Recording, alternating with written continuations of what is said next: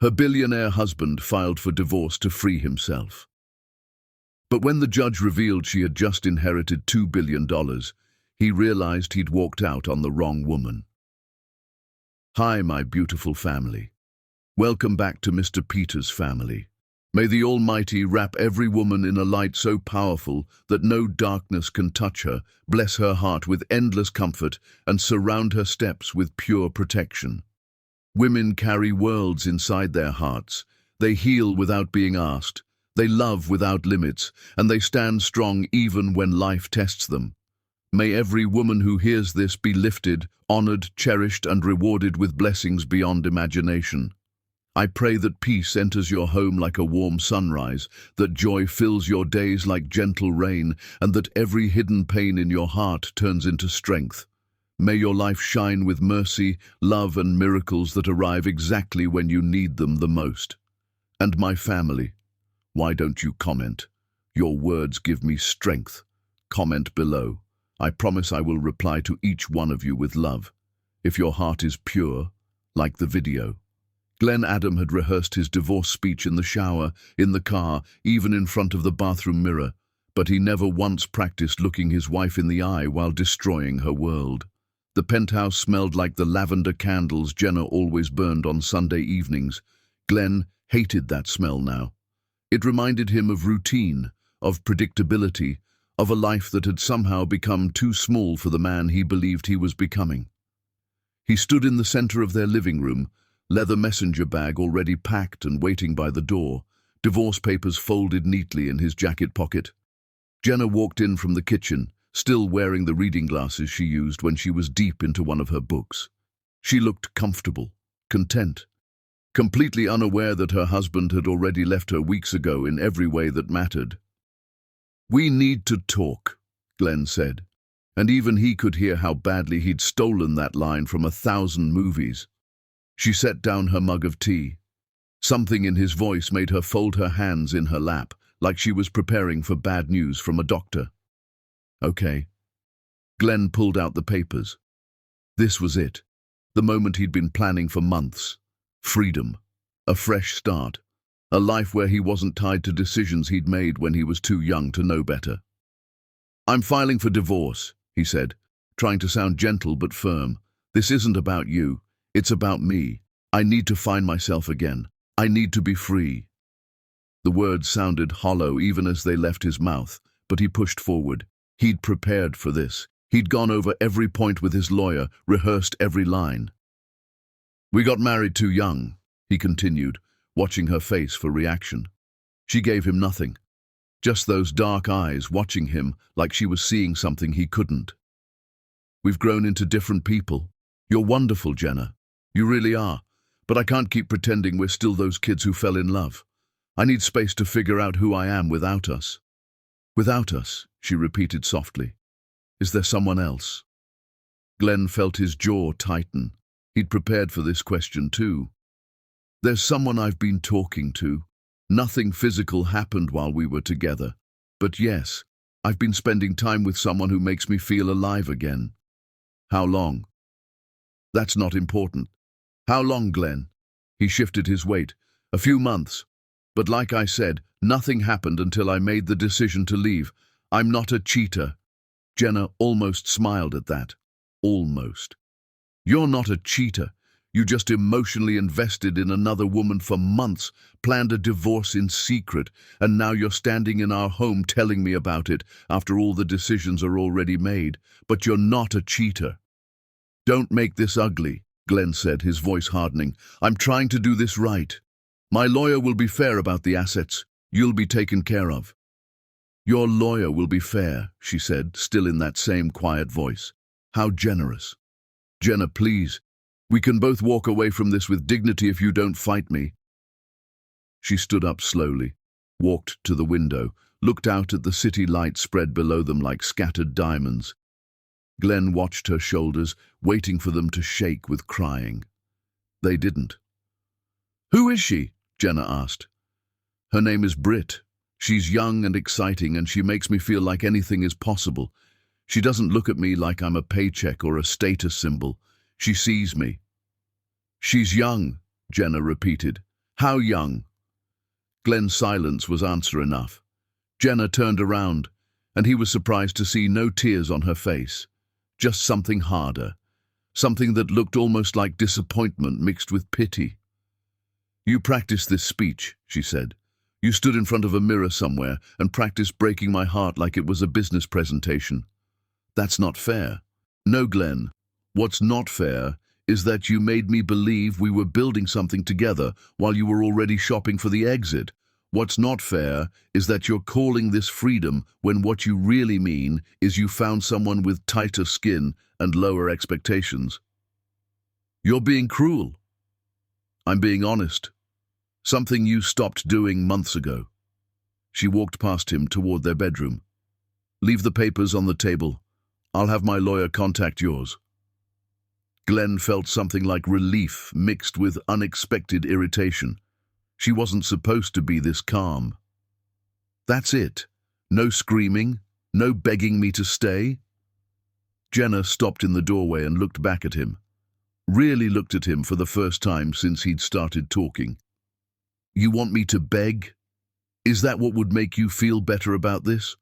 Would it help you believe you're doing something brave instead of something pathetic?" "I'm not pathetic. I'm taking control of my life." "No, baby, you're running away from it. But go ahead, be free, find yourself. See if that girl waiting in your car downstairs is still interested when there's nothing left to impress her with." Glenn's eyes widened. "How did you know?" "Your phone pinged 20 minutes ago with a text that said, 'Outside waiting, babe.' You left it on the counter when you went to get your prepared speech papers from wherever you were hiding them." She smiled then, and it was the saddest smile he'd ever seen. "You're not even good at this, Glenn.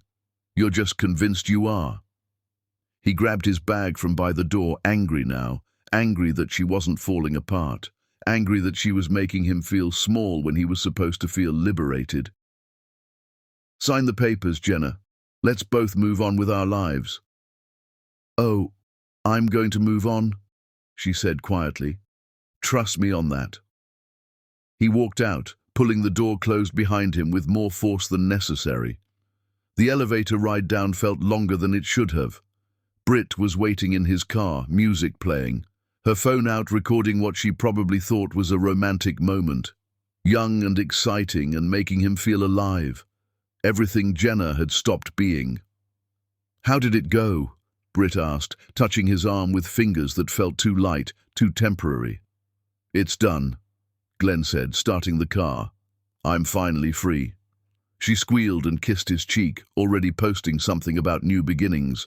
Glenn drove away from the building where he'd lived for 8 years, and with every mile he felt lighter. No more expectations, no more routine, no more looking at a woman who knew every single one of his flaws and loved him anyway despite them. He was free. Back in the penthouse, Jenna stood in the silence for a long moment. Then she walked to her laptop, opened it, and made a phone call. The person answered on the first ring. "It's time," she said, her voice ice-cold, calm. "Move everything." The person on the other end asked a question. "No," Jenna said. "He doesn't know anything yet. He will soon enough. Make sure everything is dated properly. Make sure there's no room for questions. And get me Lawrence Kincaid. I need the best." She hung up, picked up the divorce papers Glenn had left on the table, and read through them carefully. Community property, equal division, his lawyer being fair. She set them down and laughed once, a sound with no humor in it whatsoever. Glenn Adam thought he was walking away from a comfortable life into something exciting. He had no idea he'd just walked away from a fortune that would have set his grandchildren's grandchildren up for life. He had no idea that while he was rehearsing his freedom speech, Jenna had been making phone calls of her own. He had no idea that the wife he'd just thrown away was about to become the wealthiest woman he'd ever known. And by the time he figured it out, it would be far too late to take back a single word of that speech he'd practiced so carefully. Jenna looked at her reflection in the dark window and barely recognized the woman staring back, but she knew one thing for certain. That woman was done being underestimated. Chapter 2. The Courtroom Bomb. The courtroom smelled like old wood and broken promises, and Glenn Adams sat there like a man who'd already won before the game started. His lawyer, Richard Browning, had the kind of confidence that came from winning too many times. He sat with his leather briefcase open, files organized with color-coded tabs, every document where it needed to be. Glenn himself wore his best suit, the one that made him look like old money even though he'd built everything himself. Or so he told people. Jenna sat across the aisle with her lawyer, a woman Glenn didn't recognize.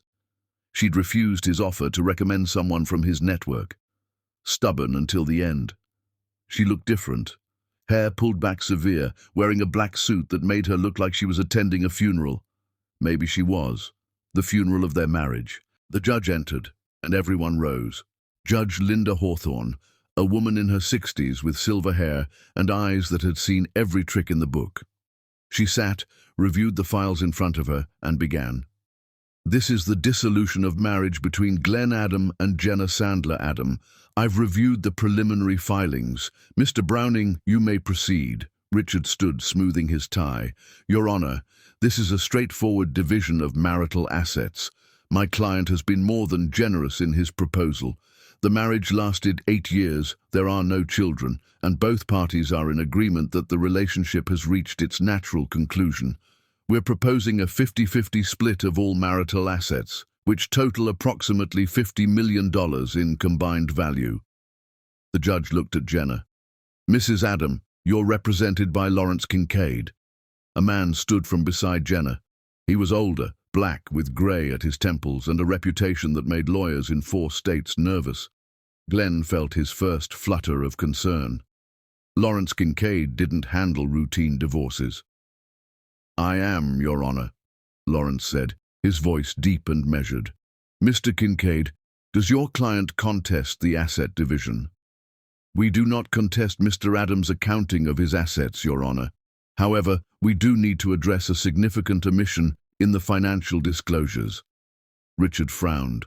There are no omissions. We've been completely transparent. Mr. Browning is correct about his client's transparency regarding Mr. Adams' assets, Lawrence said. However, he seems to have forgotten to ask about Mrs. Adams' assets. The judge raised an eyebrow. Mrs. Adam has separate assets to declare. She does, Your Honor, substantial ones. Glenn leaned forward. What was this? Jenna had nothing. She'd been working part-time at a non-profit, had a small savings account, maybe some retirement funds. Nothing that would require Lawrence Kincaid. Lawrence pulled out a folder and approached the bench. Your Honor, I'm submitting documentation regarding an inheritance that became official several weeks ago. Mrs. Adams' grandmother, Margaret Sandler, passed away approximately 3 months ago. Due to complications in probate and challenges from other family members, the will was only recently executed and assets transferred. The judge took the documents, reading carefully. Her expression changed. This shows Mrs. Adam inherited the entirety of her grandmother's estate. Yes, Your Honor. Margaret Sandler was the founder of Sandler Properties Group, one of the largest private real estate holdings in the country. The estate's value has been independently assessed at $2.1 billion. The courtroom went absolutely silent. Glenn felt the blood drain from his face. His ears started ringing. Richard turned to look at him, eyes wide. Did you know about this? No, Glenn whispered. She never said anything. Her grandmother, they didn't even talk. They were estranged for years. The judge set down the documents. Mr. Browning, this changes the financial landscape considerably. Mrs. Adams' inheritance technically occurred during the marriage. Richard stood, his confidence evaporating. Your Honor, we need to request a recess. We need time to review this information and consult with our client. How much time do you need? At least a week, Your Honor. Judge Hawthorne looked at Lawrence. Mr. Kincaid, do you object to a continuance? We do not, Your Honor. My client is in no rush. We simply wanted the court to be aware of all assets in play before any agreements were finalized. Very well. We'll reconvene in 1 week. Both parties are to submit complete financial disclosures, including all inherited assets, their dates of transfer, and current valuations. Mr. Adam, I strongly suggest you have a conversation with your attorney about community property laws. She banged her gavel. We're adjourned. Glenn couldn't move, couldn't think. $2 billion. Jenna, his Jenna who he'd left with divorce papers and a speech about freedom. Richard grabbed his arm. We need to talk, now. They found an empty conference room down the hall. Richard closed the door and rounded on Glenn. Did she know? When you filed, did she know about this inheritance? I don't know. How would I know? We weren't exactly talking about her family. They'd been estranged since before I met her. The timing here is catastrophic, Glenn. Catastrophic. You filed 6 weeks ago. This inheritance was finalized several weeks ago. If she knew when you filed, or even if she suspected it was coming, you might have a case for renegotiation. But if this was a complete surprise to her too, then it doesn't matter. It happened during the marriage. It's community property. Glenn's mind was racing, but she didn't earn it. It was given to her. There has to be a way to exclude it. Inherited assets during marriage are tricky. Some states exclude them, some don't. We're in a state that considers them marital property unless they're specifically designated otherwise in a prenuptial agreement. Richard paused. Did you have a prenup? No, we were young, in love. We didn't think we needed one. Of course you didn't. Richard ran his hand through his hair. Okay, we need to find out exactly when she found out about this inheritance. If there's any evidence she knew about it and didn't disclose it during the filing, we might have grounds for fraud. Jenna wouldn't commit fraud. Glenn, she just walked into a courtroom knowing she's a billionaire and let me spend 20 minutes talking about splitting your $50 million like it mattered. She knew exactly what she was doing. This was theater. Glenn thought back to that night in the penthouse, the way she'd been so calm, the way she'd told him to have his lawyer contact hers, the way she'd said, I'm going to move on, like it was a promise instead of a platitude. She'd known. She'd stood there and let him give his whole speech about freedom and finding himself, and she'd known the entire time that she was about to become a billionaire. I need to talk to her, Glenn said. Absolutely not. You don't talk to her without me present.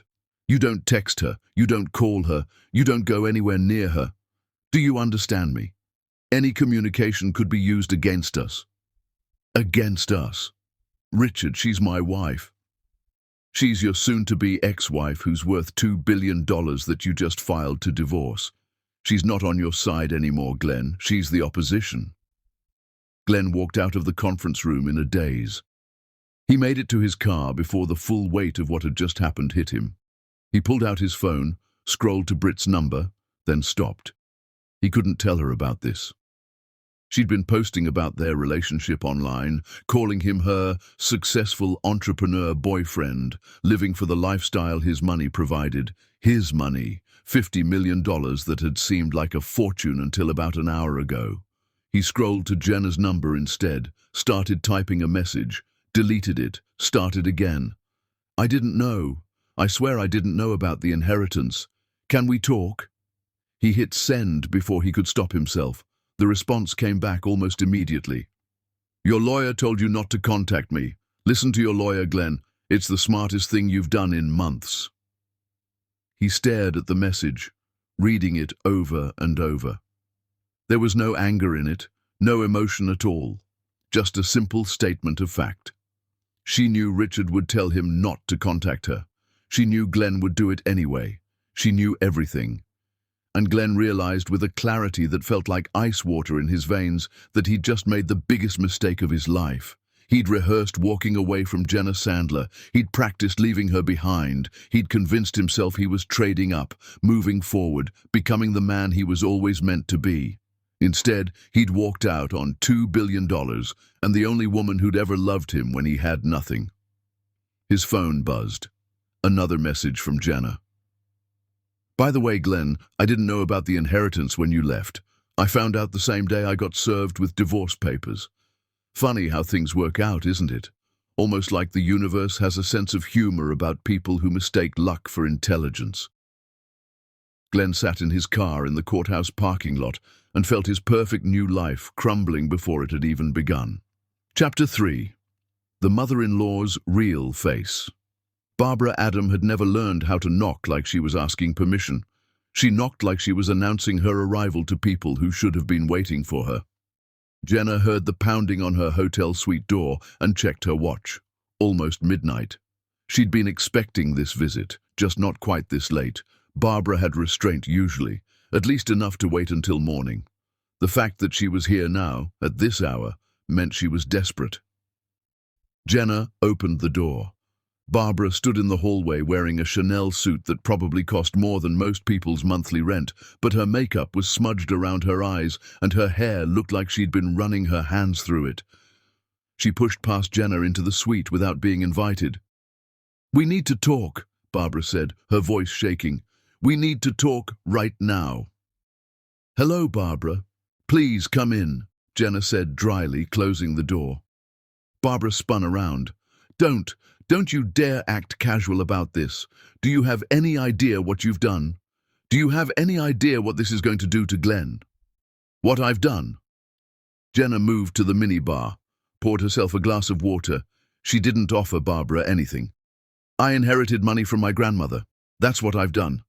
"What did you think I'd done? You've destroyed my son's life. That's what you've done. He's humiliated. His business partners are pulling back.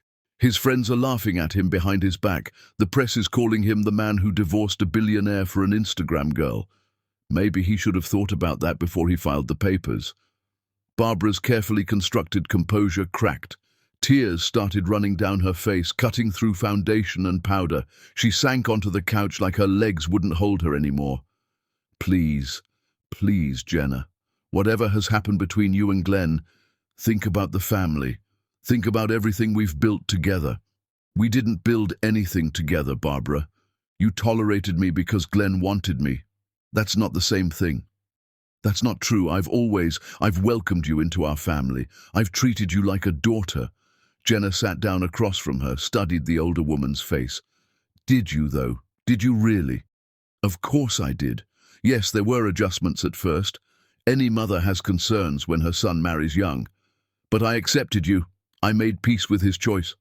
"You made peace with his choice," Jenna repeated. "That's an interesting way to put it." Barbara wiped at her eyes, mascara coming off on her fingers. "I know Glenn hurt you. I know he handled this badly. But he's my son, Jenna. My only child. And yes, he made a mistake leaving you. But does he deserve to lose everything because of it? Does he deserve to be humiliated like this? He's not losing everything. He's keeping exactly what he brought to the marriage. $50 million is hardly poverty. 50 million compared to 2 billion. Come on, Jenna, be reasonable. You know how this looks. You know what people are saying. They're saying he's a fool. They're saying he threw away the best thing that ever happened to him. They're saying... She stopped, her hand going to her mouth. "They're saying what, Barbara?" "Nothing, it doesn't matter." But something in the way she'd cut herself off made Jenna lean forward. "No. Finish what you were going to say. They're saying what?" Barbara looked trapped. "Just cruel things. People can be cruel when they smell failure." "Finish the sentence, Barbara." The older woman's face hardened. The tears dried up like they'd never been there. "Fine. You want honesty. They're saying my son is an idiot for not seeing what you really were. They're saying he got played. They're saying a smart woman always has an exit strategy and you played the long game better than anyone expected." Jenna felt something cold settle in her stomach. What I really was. "That came out wrong. I didn't mean..." "Yes, you did. Say what you really mean, Barbara. Stop hiding behind manners and expensive suits and tell me what you actually think." Barbara stood up, and suddenly all the softness was gone. Her spine straightened, her voice went sharp. "Fine. You think you've won? You think money changes what you are? You're still the black girl who trapped my son. Money doesn't change that. My husband made sure Glenn would be free of you eventually. He made sure of it." The suite went absolutely quiet. Even the sound of traffic from the street below seemed to disappear. Jenna stood slowly. "What did you just say?" Barbara's eyes widened, like she'd just heard her own words and realized the mistake she'd made. "I didn't mean... That's not what I meant." Say it again. Say exactly what you just said about your husband making sure Glenn would be free of me. You're twisting my words. I'm upset. I'm not thinking clearly. Jenna pulled her phone from her pocket, held it up so Barbara could see the recording app was running. She'd started recording the moment Barbara came through the door. Barbara's face went white. You recorded this? You invited me in and recorded our conversation. You knocked on my door at midnight. You pushed your way into my hotel room. I recorded for my own safety. And now I have you on tape saying your husband made sure Glenn would be free of me. What does that mean, Barbara? What did your husband do? Nothing. He did nothing. I'm just talking nonsense. I'm upset and I'm not thinking straight. Your husband's been dead for 5 years. What could a dead man have possibly done to ensure Glenn would leave me? Barbara moved toward the door. I need to go. This was a mistake. I shouldn't have come here. If you walk out that door right now, I'm sending this recording to my lawyer first thing in the morning. And trust me, Barbara, Lawrence Kincaid will know exactly what questions to ask. Barbara stopped with her hand on the doorknob. Her shoulders sagged. When she turned around, all the fight had gone out of her. You don't understand. You can't understand. Then explain it to me. Barbara walked back to the couch, but she didn't sit. She stood behind it like she needed the furniture between them as protection. My husband was a good man. He provided for his family. He built something from nothing. He had strong opinions about how things should be. Strong opinions about what? About family, about legacy, about what kind of woman was appropriate for the Adam name. Barbara's voice dropped to almost a whisper. When Glenn married you, my husband was furious. He didn't say it in those words. He was too refined for that, but he didn't approve. He didn't think you were right for Glenn. Because I'm black. Because you came from nothing. No family connections, no money, no social standing. That's what he said it was about. But yes, Jenna. Yes, he didn't like that you were black. There. Are you happy? That's the truth you wanted to hear. Jenna felt like she'd been punched in the chest, but she kept her voice steady. And what did he do about it? He set up a trust fund for Glenn, a substantial one. But Glenn could only access it under specific circumstances. One of those circumstances was if he divorced you. The hotel suite seemed to tilt sideways. Jenna grabbed the back of a chair to steady herself. Glenn knew about this trust. I don't know when he found out. My husband died 5 years ago. The trust was set up 7 years ago, right after you got married. Glenn might not have known about it until recently. His father's estate lawyer would have contacted him when certain conditions were met. How much is in this trust? Barbara looked at the floor. $20 million. Glenn left me for $20 million and your husband's racist approval. That's not fair. You don't know when Glenn found out. He might have been planning to leave anyway. The trust might have had nothing to do with it. Jenna walked to the door, opened it. Get out, Barbara. Jenna, please. If this comes out, it will destroy our family's reputation. My husband's legacy. Your husband was a racist who tried to pay his son to divorce me. That is his legacy. Now get out of my hotel room before I call security. Barbara walked to the door, then stopped and looked at Jenna one last time. You think you've won. You think having money makes you powerful. But you'll always be the woman who wasn't good enough for the Adam family. Money can't buy you that. Jenna smiled, and it was the coldest smile Barbara had ever seen. You're right, Barbara. Money can't buy me acceptance into your family. Lucky for me, I don't want it anymore. But you know what money can buy. The best lawyers in the country, private investigators, people who can find out every secret your family has ever kept. And starting tomorrow morning, that's exactly what I'm going to do. You're threatening me? I'm informing you. There's a difference. Now get out. Barbara left, and Jenna closed the door behind her. She stood there for a long moment, then walked to her laptop and sent the recording to Lawrence Kincaid with a message. We need to talk first thing in the morning. It's bigger than we thought. She poured herself a real drink this time, something stronger than water, and stood at the window looking out at the city. Glenn's father had set up a trust to pay his son to leave her. Glenn had known or found out and walked away for the money and his dead father's approval. She'd loved a man who'd put a price on their marriage. $20 million. That's what she'd been worth to the Adam family. $20 million to make the black girl go away.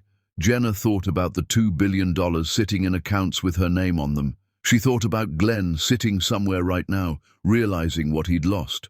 She thought about Barbara driving home, finally understanding that the woman she'd looked down on for 8 years was about to become more powerful than their entire family had ever been.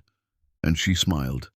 Because Glenn and Barbara and the whole Adam family had made one crucial mistake. They'd assumed that because Jenna came from nothing, she'd always been nothing. They'd assumed her worth was tied to their approval, their money, their last name. They'd forgotten that sometimes the quietest person in the room is quiet because they're too busy planning to waste time talking.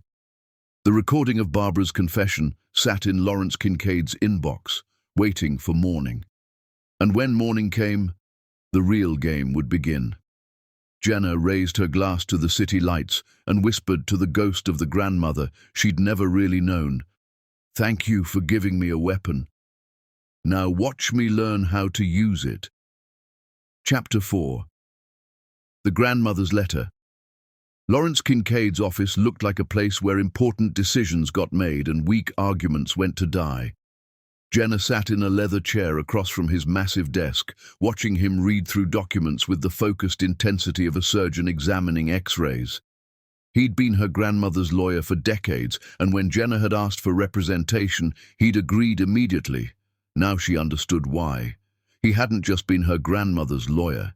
He'd been her strategist, her confidant, and apparently the keeper of secrets that went far deeper than probate law. "Your recording of Mrs. Adams' confession is valuable," Lawrence said, setting it aside. "We can use it to establish that Glenn's decision to file for divorce was financially motivated. The trust fund his father set up creates a clear paper trail. But there's something else you need to see before we move forward." He pulled a manila envelope from his desk drawer, the kind that looked old and important. "Your grandmother left this for you. Instructions were very specific. I was only to give it to you after the divorce was filed and you'd secured representation." Jenna took the envelope. Her name was written on it in handwriting she barely recognized. She knew Glenn was going to leave me. "Your grandmother knew a lot of things. Read it. Then we'll talk about next steps." Jenna opened the envelope. Inside was a letter, 6 pages, written in the same careful handwriting. "My dear Jenna, if you're reading this, then several things have happened. I've died, which was inevitable and honestly overdue. The vultures who call themselves my relatives have fought over my estate and lost. And most importantly, that husband of yours has filed for divorce. Now, you're probably wondering how I knew Glenn would leave you. I didn't know for certain.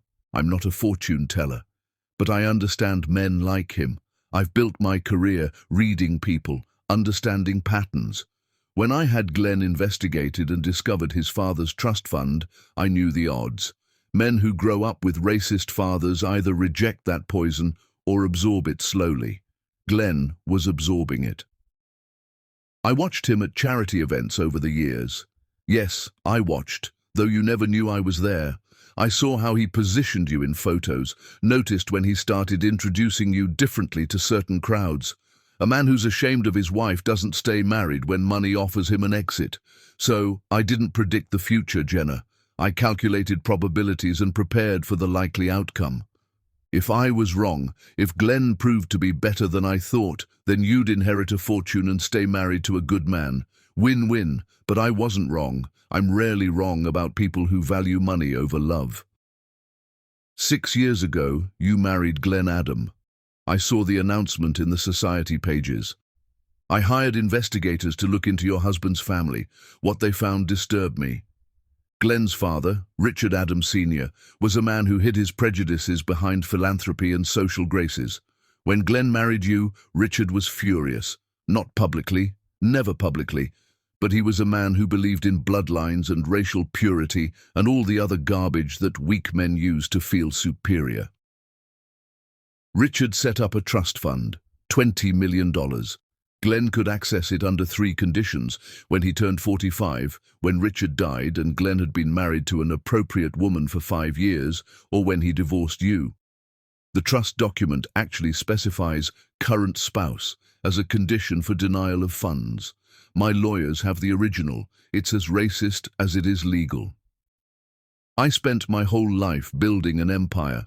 I let pride and stubbornness cost me my daughter and my relationship with you. I can't fix that, but I can give you the tools to make sure no one ever underestimates you again.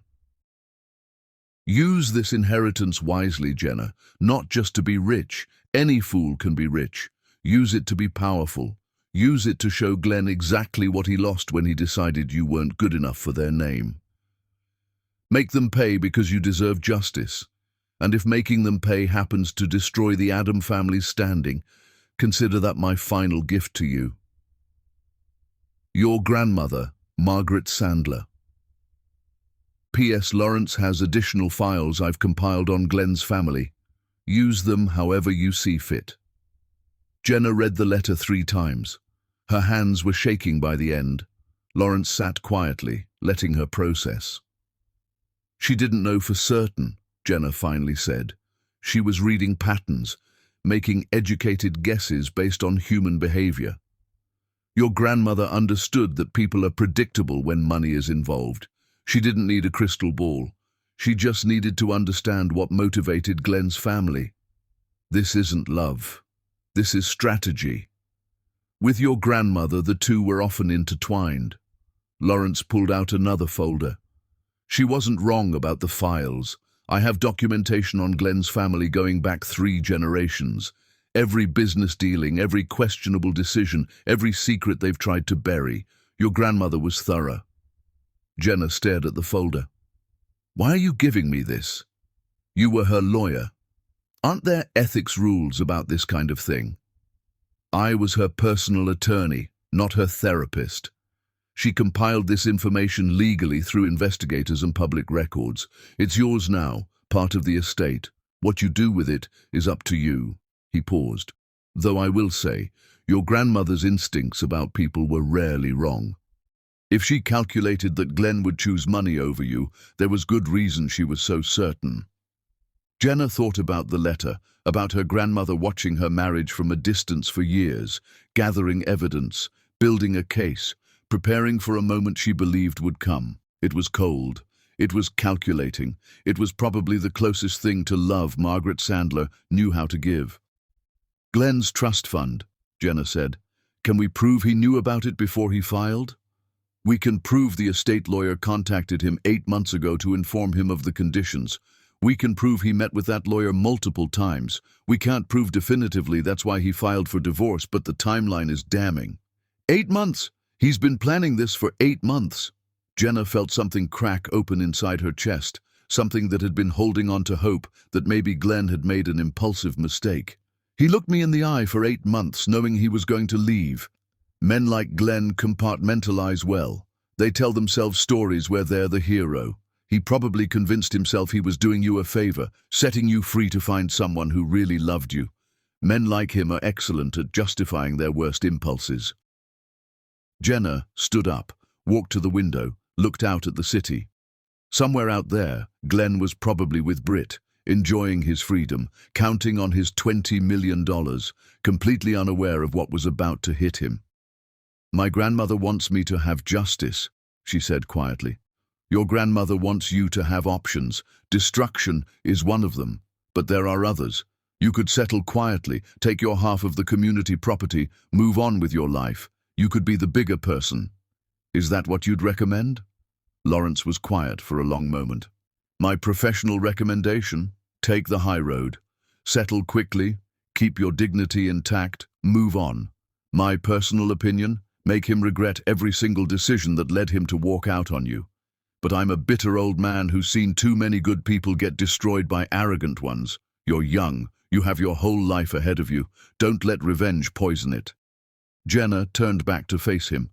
What if it's not revenge? What if it's justice?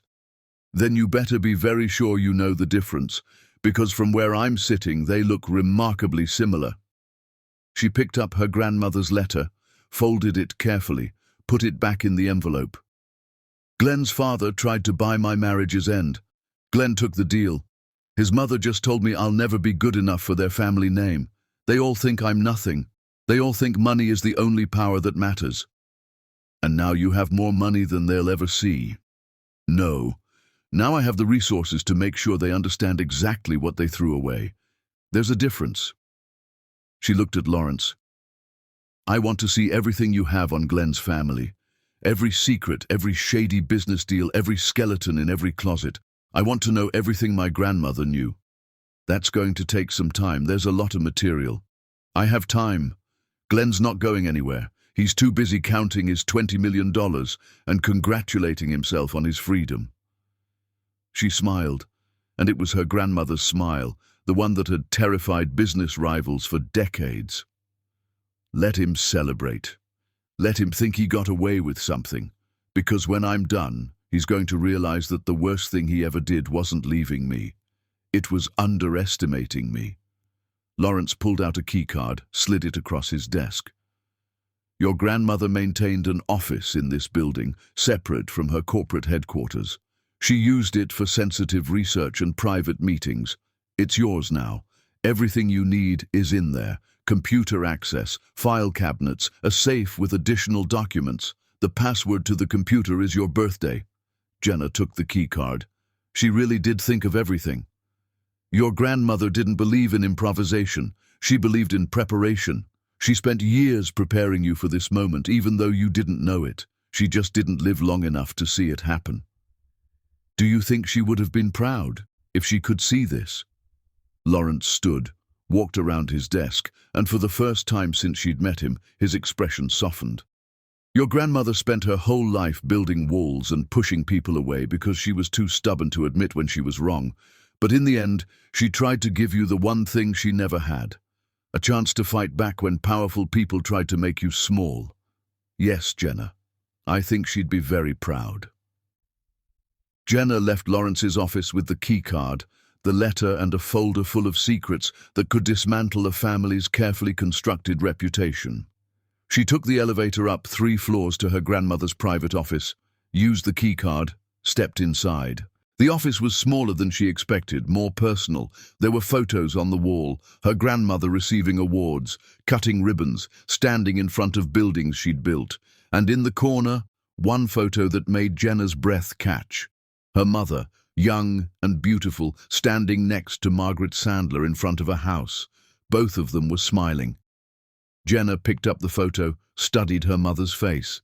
She'd been gone for so long that Jenna sometimes forgot what she looked like. But here she was, preserved in this private office, proof that even the coldest woman in business never completely let go of her daughter. She set the photo down, booted up the computer, entered her birthday. The screen opened to folders, dozens of them, each labeled with names she recognized. Glenn Adam, Richard Adam Sr., Barbara Adam, Adam Enterprises. Her grandmother had been watching them all.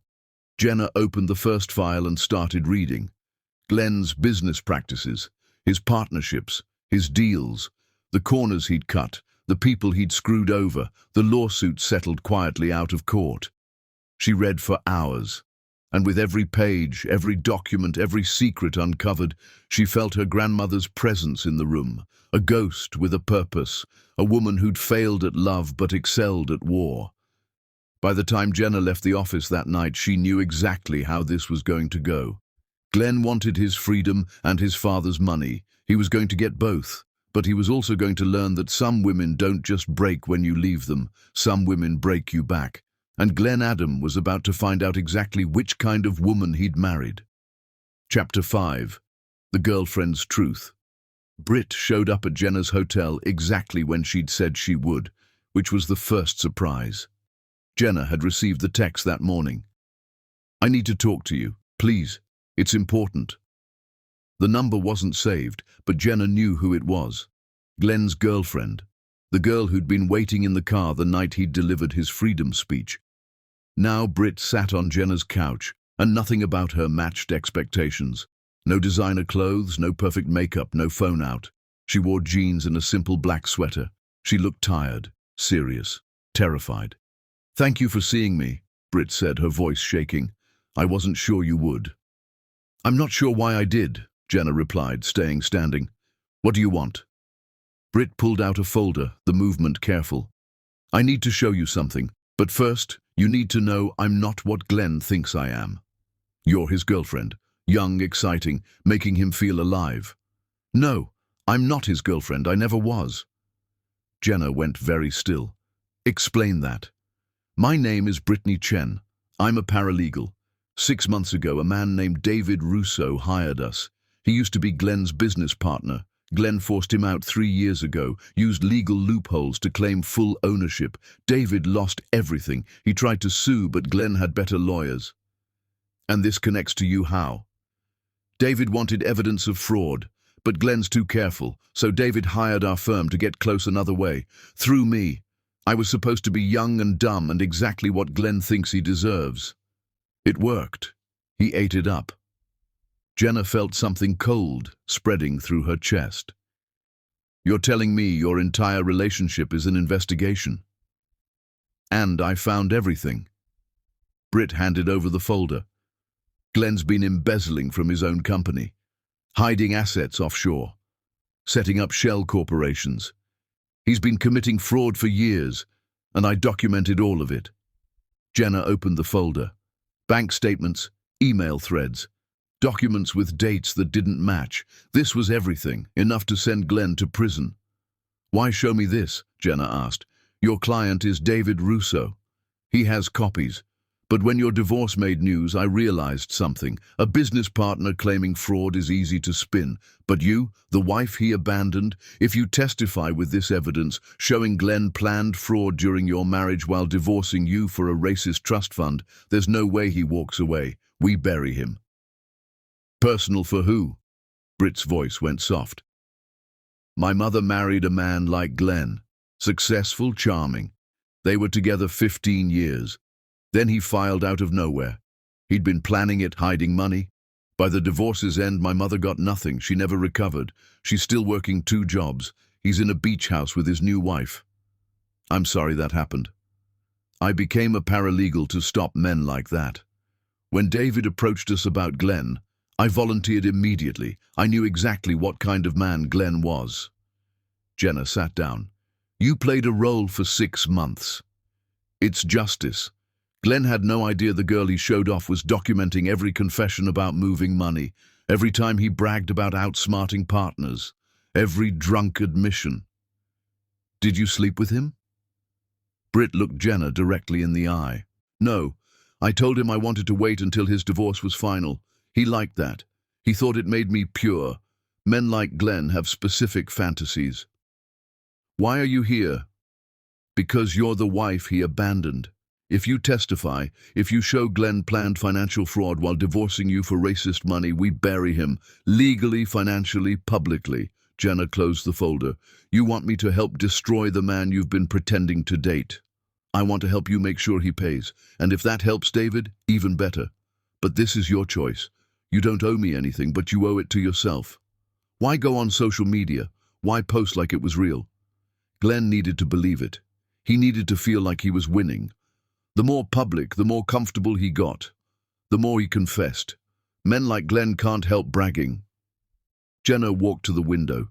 Glenn had no idea his girlfriend was a paralegal. No idea every romantic dinner had been a deposition. No idea how spectacularly he'd been played. "What happens to you if I use this?" Jenna asked. "Glenn will come after you." "Let him try. I have recordings of every conversation where he explained his fraud, text messages where he brags.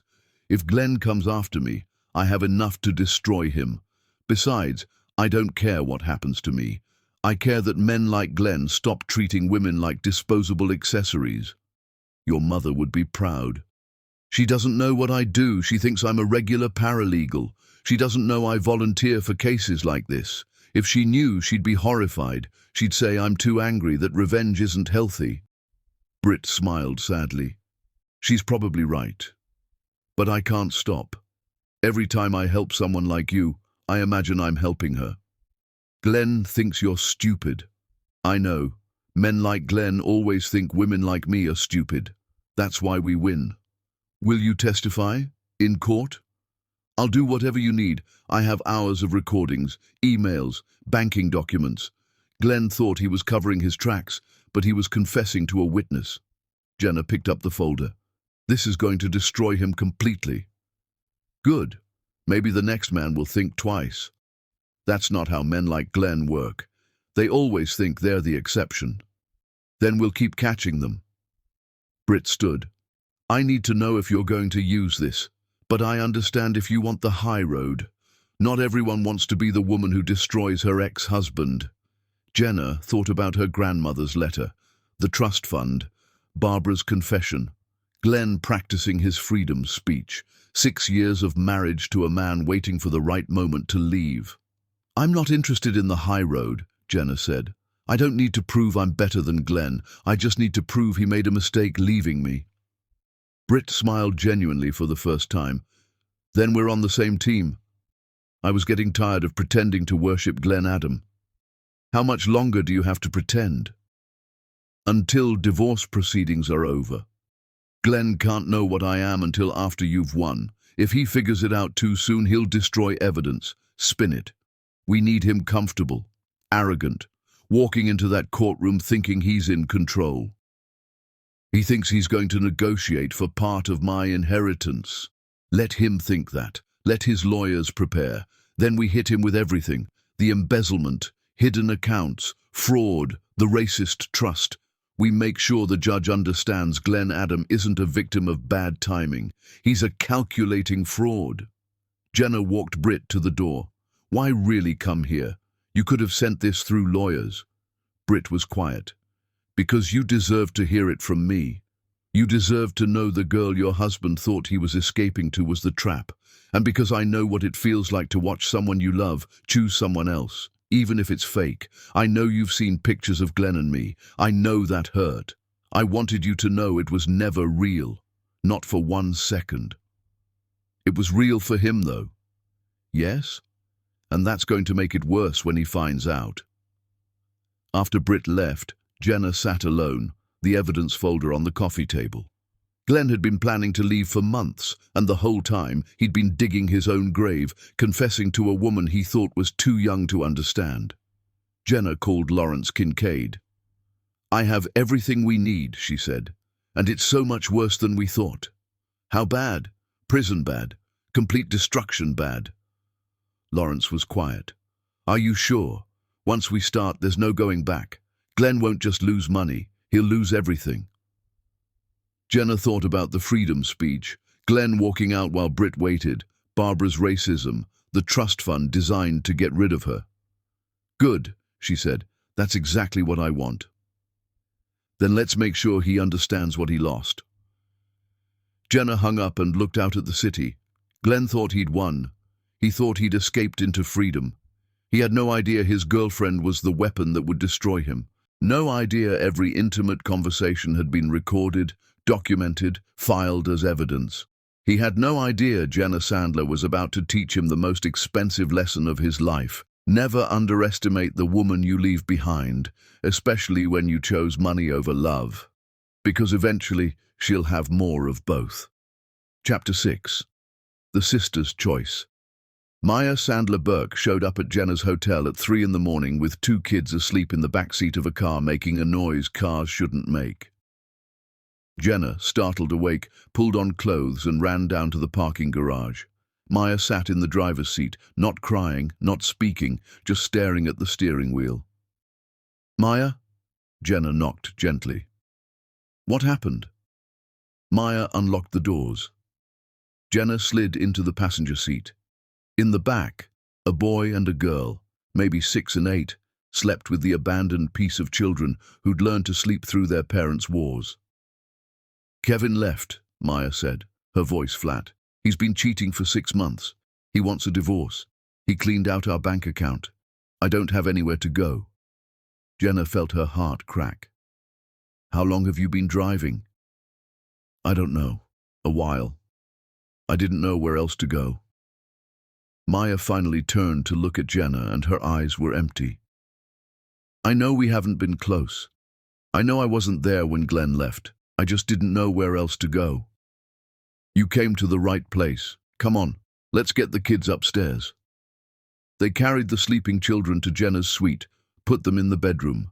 Maya stood in the living room like she didn't know what to do with her hands, her body, the fact that her life had just fallen apart. Sit down, Jenna said gently. I'm making tea. I don't want tea. I want my life back. You're not an idiot. You're a person whose husband lied. Maya finally sat, and once she started talking, everything came out. Kevin had been distant for months. She'd thought it was work stress. Turns out it was his secretary. He'd been moving money out of their joint account, planning this exit while she took care of his kids, cooked his meals, believed they were building something.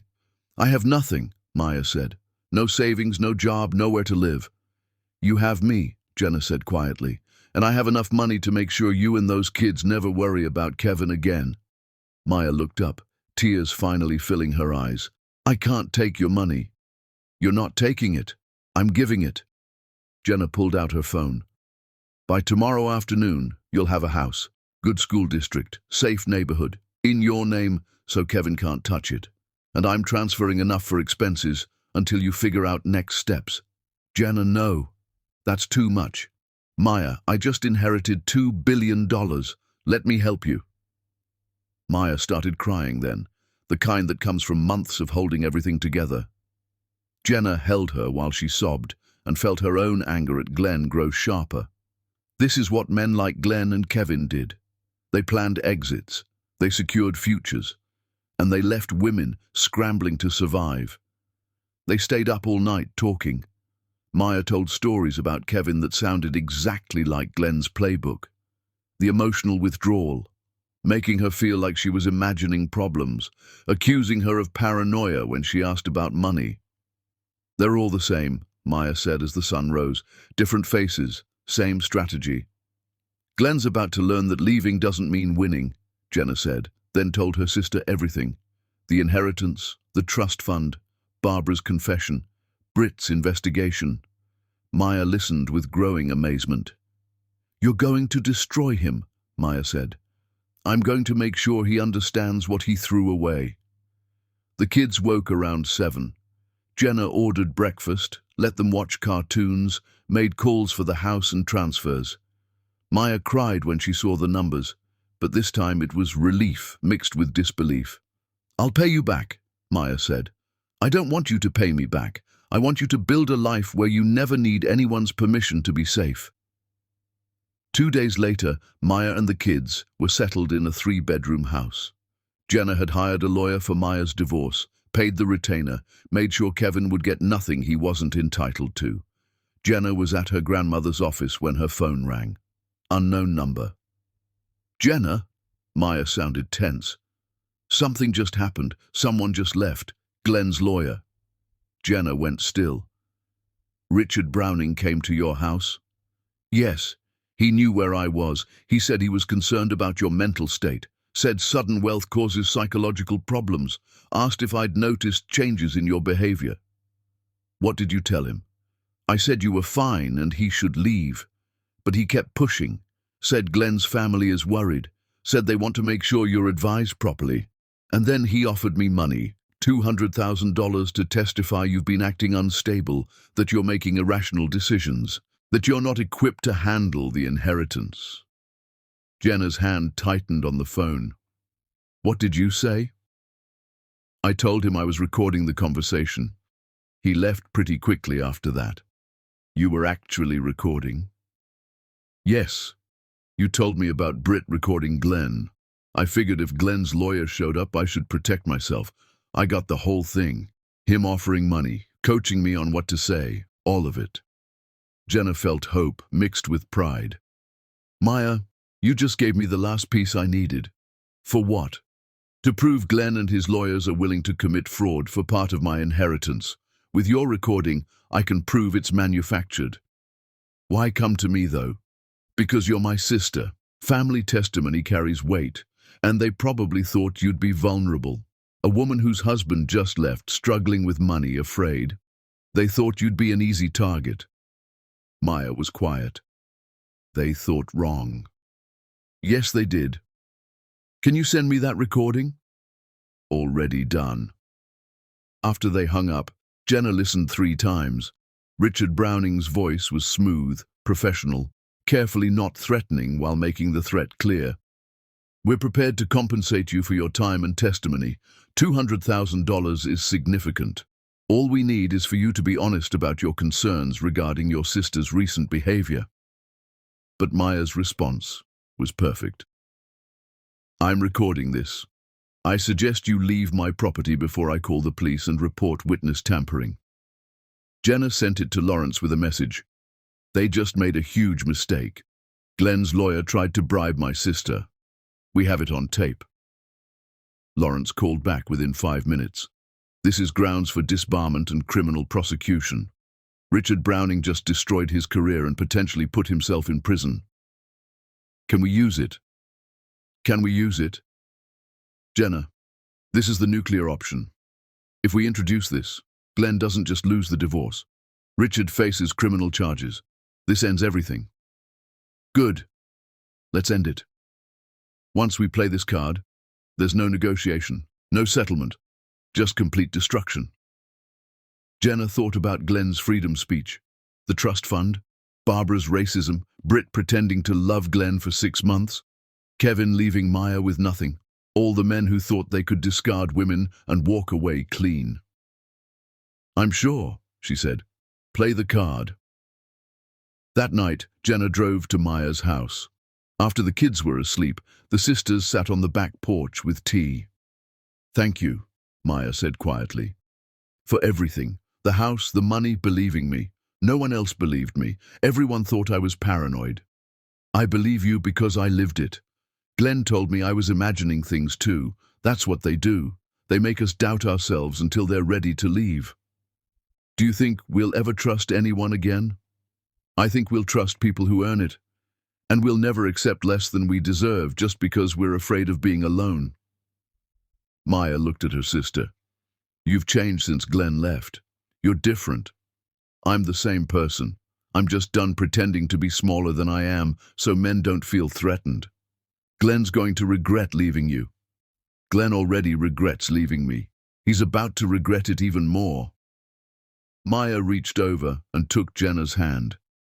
Whatever you're planning, whatever happens in court, I want you to know I'm proud of you. Mom would be proud too. Mom would tell me to take the high road and forgive everyone. Maybe. But Mom spent her whole life taking the high road, and where did it get her? Dead too young and estranged from her own mother because she refused to fight. Sometimes the high road is just another way of letting people walk all over you. Jenna squeezed her sister's hand. Glenn's lawyer thought you'd be easy to manipulate. Everyone always thinks we're easy to manipulate, right up until they realize they've made a mistake. Are you scared of testifying? Terrified. But I'm more afraid of teaching my kids that it's okay to let people hurt you without fighting back. I'm more afraid of showing them that women should accept whatever men decide to give. Maya smiled, the first real smile Jenna had seen since she'd shown up in the parking garage. So yes, I'll testify. I'll tell the court exactly what Richard Browning said and how he tried to pay me to lie. And then I'm going to watch Kevin's face when he realizes my sister is a billionaire who's making sure I never need him for anything ever again. Jenna drove home thinking about family, about loyalty, about how women were supposed to support each other through men's betrayals. Maya had chosen her side. She'd been offered money to betray Jenna, and she'd recorded the offer instead. Glenn and his lawyers had thought Maya would be vulnerable. They'd thought $200,000 would be enough to make her commit perjury. They'd thought wrong, and that miscalculation was about to cost Glenn Adam everything. Back at her hotel, Jenna received a text from an unknown number. This is Richard Browning. I apologize for the misunderstanding with your sister today. I was simply trying to ensure we have all perspectives before trial. There's no need for this to become adversarial. Perhaps we can discuss a settlement that works for everyone. Jenna showed the text to Lawrence. He's scared.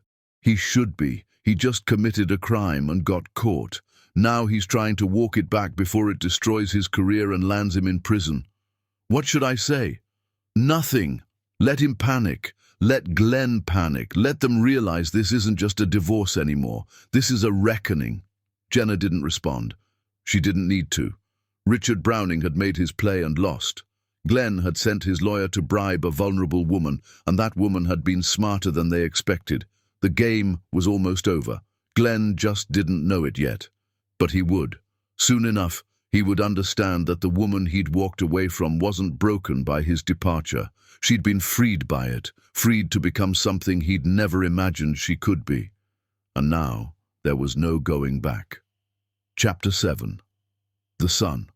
No one knew about the young man sitting in Jenna's office looked so much like Glenn that for a moment she couldn't breathe.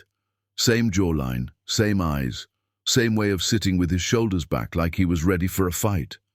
But there was something different too, something in his expression that Glenn had never had, pain that had carved itself into features too young to carry it.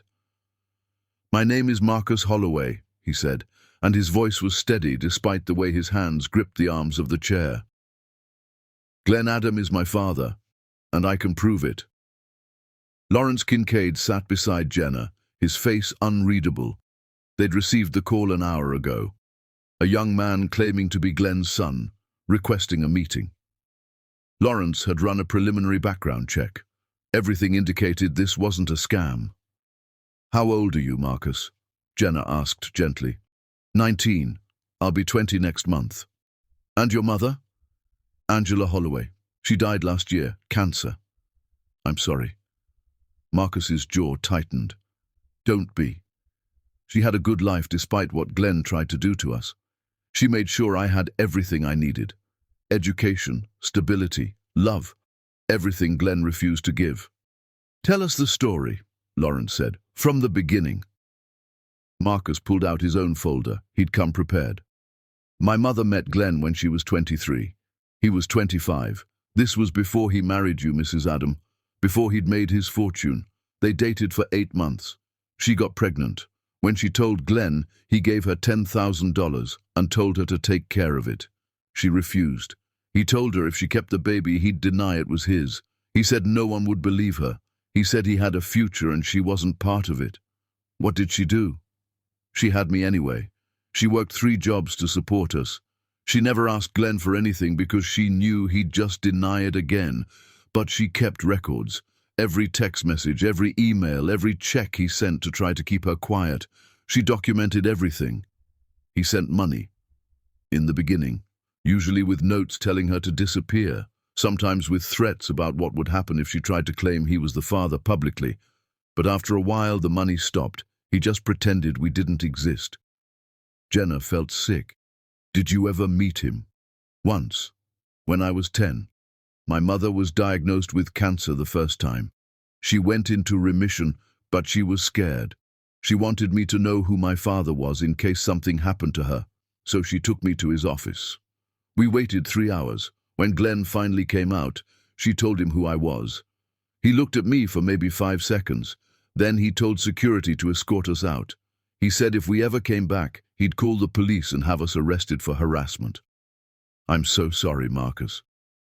"Don't be sorry, Mrs. Adam. My mother was 100 times the parent Glenn ever would have been. She made sure I knew I wasn't a mistake. She made sure I understood that Glenn's rejection said everything about him and nothing about me. She was an incredible woman who built a life for us despite a man who wanted us to disappear." "Why are you here now?" Lawrence asked, his lawyer voice gentle but probing. "Your mother passed. You could have left this alone." "Because Glenn is trying to divorce you for money. Because I've seen the news about the trust fund his father set up. And because I think you should know that Glenn has been denying his own son for 19 years because my mother was black, and admitting he had a child with her would have been bad for his image." The room went silent. "Glenn's father's trust fund had specific conditions," Marcus continued. "One of them was that Glenn had to be married to an appropriate woman for 5 years to access it. I did some research. Richard Adams Sr. defined appropriate very specifically in his estate documents. White, from a good family, socially acceptable. My mother was none of those things, and neither are you, Mrs. Adam. You've done your homework. My mother was a paralegal before she got sick. She taught me to document everything. She taught me that powerful people get away with things because no one challenges them with evidence. So I have evidence. DNA test results proving Glenn is my father. Bank records of the hush money he sent. Emails where he tells my mother he'll destroy her reputation if she ever tries to claim I'm his. Text messages where he calls me a bastard who should have never been born. All of it. Why bring this to me? Marcus met her eyes, and Jenna saw something that looked like righteous anger mixed with grief. Because Glenn threw you away the same way he threw my mother away. Because he's sitting in some lawyer's office right now trying to get a piece of your inheritance while he's got a 19-year-old son he's never acknowledged. And because I want him to look at me in court and realize that every person he's discarded to protect his precious reputation is coming back to testify about exactly who Glenn Adam really is. Lawrence leaned forward. You understand what you're asking for? If you testify, your whole life becomes public. Everyone will know Glenn is your father. Everyone will know he denied you. There's no privacy after this. Good. My mother spent 19 years protecting Glenn's secret because she didn't want to hurt me. But I'm not a child anymore, and I'm not interested in protecting a man who couldn't even look at me when I was 10 years old and trying to understand why my father didn't want me. Have you tried to contact him recently? Jenna asked. I sent him a letter after my mother died. I told him she was gone. I told him I wasn't asking for anything. I just wanted him to know. He had his lawyer send me a cease and desist order. Marcus's voice finally cracked. My mother died, and he sent lawyers. Jenna reached across the desk, took Marcus's hand. I'm sorry. I'm so sorry that happened to you. Are you going to use what I'm offering? Are you going to make him pay? Yes, Jenna said without hesitation, but not because I want revenge, because you deserve to be acknowledged. You deserve for Glenn to stand in front of a judge and admit that you exist, that you're his son, that he abandoned you because acknowledging you would have cost him money and status. Marcus nodded, wiping at his eyes with his free hand. My mother used to say that the truth always comes out eventually, that people like Glenn can run from consequences for a while, but eventually everything catches up. I want to be there when it catches up to Glenn. I want him to see my face and remember what he did. Lawrence started taking notes. We'll need all your documentation. The DNA test will need to be verified by an independent lab. Your testimony will need to be prepared carefully. Glenn's lawyers will try to discredit you, claim your mother was lying, claim you're after money. Let them try. I have my mother's entire file, every piece of evidence she collected for 19 years. She might have protected his secret while she was alive, but she made sure I had the proof to destroy him if I ever needed to. They spent the next 2 hours going through Marcus's evidence. It was overwhelming. Angela Holloway had been meticulous. She'd kept every text message, every email, every bank deposit. She'd kept a journal documenting every time Marcus asked about his father and what she told him. She'd kept photos of Glenn from newspapers and magazines, dated and filed, showing his rise in business and society while she raised their son alone. Your mother was building a case, Lawrence said, amazement in his voice. She might never have planned to use it, but she was building an airtight legal case. She was a paralegal. She knew how evidence worked, and she wanted to make sure if anything ever happened to her, I'd have proof. She used to say, documentation is protection. She said powerful people rely on other people not having receipts. When Marcus finally left, promising to return with original documents for verification, Jenna sat in silence with Lawrence. Glenn has a son, she said quietly. A son he's been denying for 19 years. A black son. From a relationship that would have cost him his father's approval and his inheritance if it had been public. Glenn chose money and status over his own child. Do we tell him, before the trial, give him a chance to what? Apologize? Make it right? What do you want to do? Jenna thought about Marcus's face when he talked about his mother, about the 10-year-old boy who'd been escorted out of his father's office by security, about Angela Holloway working 3 jobs while Glenn was building his empire, about a woman who died without ever getting an acknowledgement from the man who'd fathered her child. "No," she said, "we don't tell him. He walks into that courtroom expecting a standard divorce proceeding. And then Marcus walks in, and Glenn has to face what he did in front of a judge, in front of lawyers, in front of everyone. He doesn't get to prepare. He doesn't get to spin it. He just has to sit there and face the son he threw away." That's brutal, Jenna. So is telling a 10-year-old boy that his father doesn't want him. So is sending a cease and desist letter when your son tells you his mother died. Glenn made his choices. Now he gets to live with them. That night, Jenna couldn't sleep. She kept thinking about Marcus, about a 19-year-old carrying the weight of his father's rejection, about Angela Holloway dying without ever getting justice, about Glenn walking through life pretending Marcus didn't exist while that boy grew up wondering why he wasn't good enough for his own father to love him. She got up, went to her grandmother's office, and looked at the photo of her mother and Margaret. 2 women who'd been estranged because of pride and stubbornness. 2 women who'd missed years they could have had together because neither one knew how to bend. But Margaret had tried to make it right in the end. She'd given Jenna weapons. She'd given her power. She'd given her a chance to fight back. Angela Holloway had done the same thing for Marcus. She'd spent 19 years collecting evidence, building a case, making sure her son would have the truth even after she was gone. Both women had died without seeing justice. But their children were still here. And their children were about to make sure Glenn Adam understood that discarding people has consequences. Jenna sent Marcus a text. "Your mother would be proud of you." His response came back immediately. "I hope so. She deserved better than what he gave her. They all do." They all do meant more than Angela Holloway. It meant Jenna. It meant Maya. It meant every woman Glenn and men like him had ever underestimated, discarded, or tried to erase. Tomorrow, they'd start preparing Marcus's testimony. They'd verify the DNA evidence. They'd build the case that would force Glenn to publicly acknowledge the son he'd spent 19 years denying. And Glenn, sitting somewhere with his lawyers, planning his strategy for getting a piece of Jenna's inheritance, had no idea that his biggest secret was about to walk into court and destroy everything he'd built on lies. Chapter 8.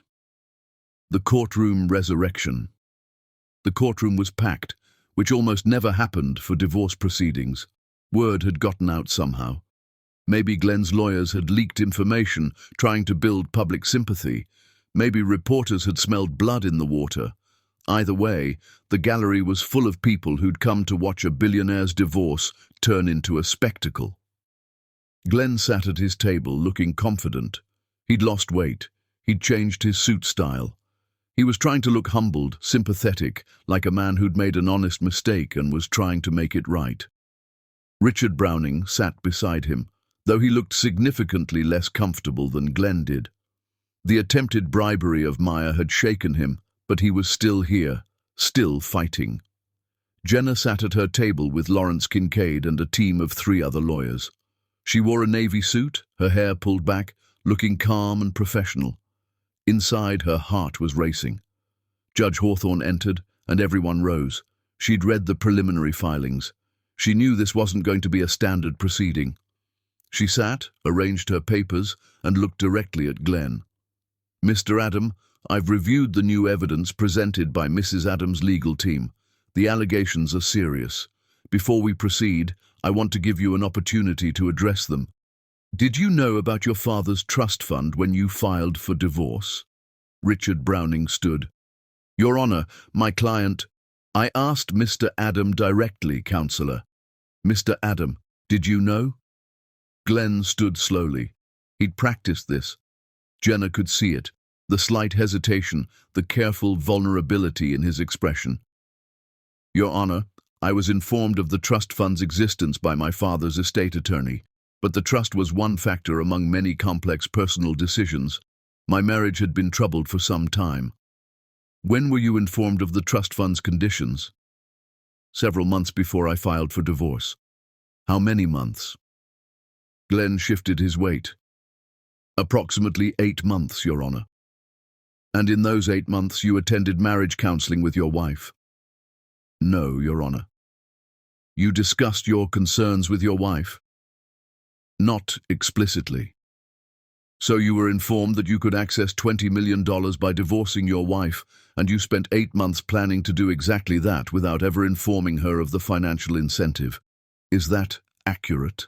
Your Honor, it wasn't that simple. It seems quite simple from where I'm sitting, Mr. Adam. But let's move on. Mrs. Adams' team has submitted additional evidence. Mr. Kincaid, you may present your first witness. Lawrence stood. Your Honor, the petitioner calls Brittany Chen. Glenn's head snapped up. He looked at his lawyer in confusion. Richard Browning's face went pale. They hadn't expected this. Britt walked in wearing a professional suit, her hair down, looking nothing like the Instagram girlfriend Glenn had been showing off months ago. She was sworn in and took the stand. Ms. Chen, can you please describe your relationship with Mr. Adam? Lawrence asked. I was hired by attorney David Russo to investigate Mr. Adam's business practices. Mr. Adam believed I was his girlfriend. In reality, I was documenting evidence of fraud and embezzlement for a civil case. The courtroom erupted. Judge Hawthorne slammed her gavel. Glenn looked like he'd been punched in the stomach. His mind was reeling. Britt wasn't real. The girl he'd been showing off, the girl who'd made him feel young and successful, had been investigating him the entire time. Every conversation, every dinner, every moment he'd thought he was winning, all of it had been a trap. You were never actually dating Mr. Adam? Lawrence asked. No, I was working undercover. Mr. Adam believed our relationship was romantic because that's what I allowed him to believe. In reality, I was recording our conversations and documenting his admissions of criminal activity. Objection! Richard jumped to his feet.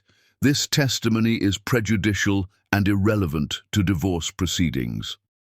Your Honor, Lawrence said calmly, Ms. Chen's testimony is directly relevant to establishing Mr. Adams' character and his pattern of deception, which goes to the question of whether he entered this divorce in good faith. I'll allow it for now. Continue, Mr. Kincaid. Lawrence had Britt walk through her investigation. Glenn's admissions of hiding money from business partners, his confessions of moving assets to offshore accounts, his bragging about outsmarting people who trusted him. Every recorded conversation was played. Glenn's voice filled the courtroom, cocky and self-satisfied, explaining exactly how he'd been committing fraud. Glenn sat frozen, listening to his own voice betray him. He wanted to object, to explain, to make them understand that he'd been drunk during some of those conversations, that Britt had manipulated him, that none of this was fair. But he couldn't speak. His throat had closed. He could barely breathe. By the time Britt stepped down, Glenn looked like he wanted to disappear. Richard was whispering frantically to him, trying to do damage control, but the damage was done. The court had heard Glenn in his own words admitting to crimes. Your Honor, Lawrence said, the petitioner calls Maya Sandler Burke. Maya walked in, and Jenna felt a surge of pride. Her sister looked strong, composed, ready. She was sworn in and sat down. Mrs. Burke, you're Jenna Adams' sister, correct? Yes. Can you describe a recent interaction you had with Mr. Richard Browning, Mr. Adams' attorney? Maya looked directly at Richard Browning. He came to my house and offered me $200,000 to testify that my sister was mentally unstable and not competent to manage her inheritance. More chaos in the courtroom. Judge Hawthorne didn't even bother with her gavel this time. She just waited for the noise to die down, then looked at Richard Browning with an expression that could have frozen water. Is this true, Mr. Browning? Richard stood shakily. Your Honor, there was a misunderstanding. I was simply trying to gather information. Mrs. Burke, do you have evidence of this alleged bribery attempt? Yes, Your Honor. I recorded the conversation. Maya pulled out her phone. The recording was played. Richard Browning's smooth voice offering money, explaining exactly what Maya should say, coaching her on how to make Jenna look incompetent. When it finished, Judge Hawthorne looked at Richard like she was deciding whether to hold him in contempt immediately or wait until later. Mr. Browning, you're an officer of this court. You've just been caught on tape attempting to suborn perjury and commit witness tampering. These are criminal offenses. I'm referring this matter to the district attorney immediately and to the Bar Association. You're suspended from participating in this proceeding effective immediately. Mr. Adam, you need new representation. Your Honor, Glenn finally found his voice. I had no knowledge of this. I never authorized. Mr. Adam, your lawyer doesn't attempt to bribe witnesses without client knowledge or approval. Don't insult my intelligence. Mrs. Burke, thank you for your courage in recording that conversation and bringing it to the court's attention. You may step down. Maya walked past Glenn's table. She didn't look at him. She didn't need to. He'd lost, and everyone in the courtroom knew it. Mr. Kincaid, do you have additional witnesses? The judge asked. One more, Your Honor. The petitioner calls Marcus Holloway. Glenn's face went from pale to grey. He grabbed his table, knuckles white. No, that's not possible. Who is Marcus Holloway? Judge Hawthorne asked. Mr. Holloway is Mr. Adams' son, Your Honor. I don't have a son, Glenn said, standing up without permission. This is ridiculous. I don't have a son. Sit down, Mr. Adam, the judge said sharply. Mr. Holloway, please approach. Marcus walked in, and the resemblance was undeniable. Same face, same walk, same everything, except Marcus had something Glenn didn't have: moral courage. Glenn felt the room spinning. Marcus, his son, the mistake he'd buried for 19 years, the secret he'd paid to keep hidden, was walking into this courtroom. How did Jenna know?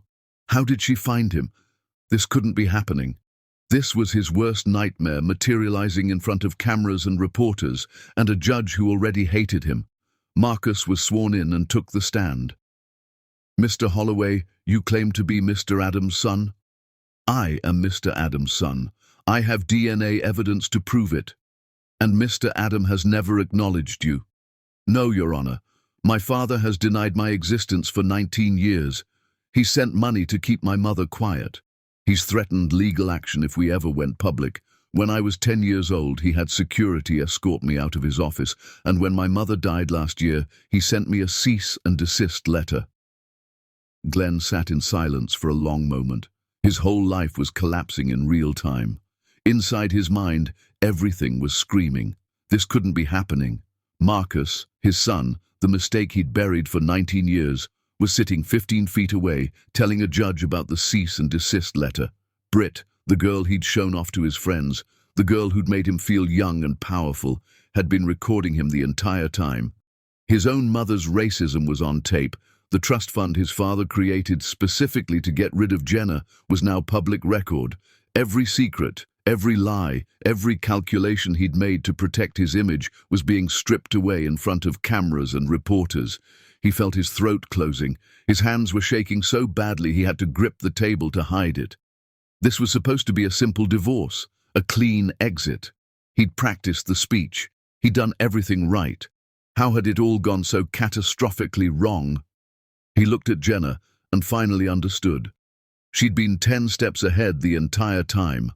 While he'd been rehearsing his freedom, she'd been building his prison. Finally, barely audible, he said, "Yes." "Is this true, Mr. Adam?" Judge Hawthorne asked. "Is this young man your son?" Glenn sat in silence for a long moment, then finally, "Yes." "And you've never acknowledged him?" "His mother and I had a brief relationship. She got pregnant. I offered to help financially if she kept it private. She agreed." "She agreed because you threatened her," Marcus said, his voice breaking. "She agreed because you told her no one would believe her. She agreed because she was terrified of what you'd do if she didn't." "Mr. Holloway, I'm sorry," Judge Hawthorne said gently, "but please let the attorneys ask the questions. Mr. Adam, why did you deny your son?"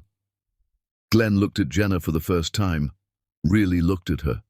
She saw the moment he realized that she'd known about all of this, that she'd planned every reveal, that she'd orchestrated his complete destruction. "I was young," Glenn said weakly. "I made mistakes." "You were young 19 years ago," the judge said. "What about last year when your son contacted you after his mother died? Were you still young then? Glenn had no answer.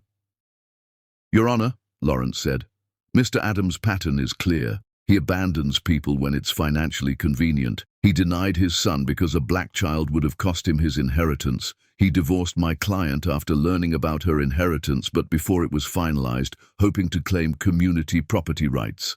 He's been hiding assets and committing fraud while presenting himself as a successful businessman.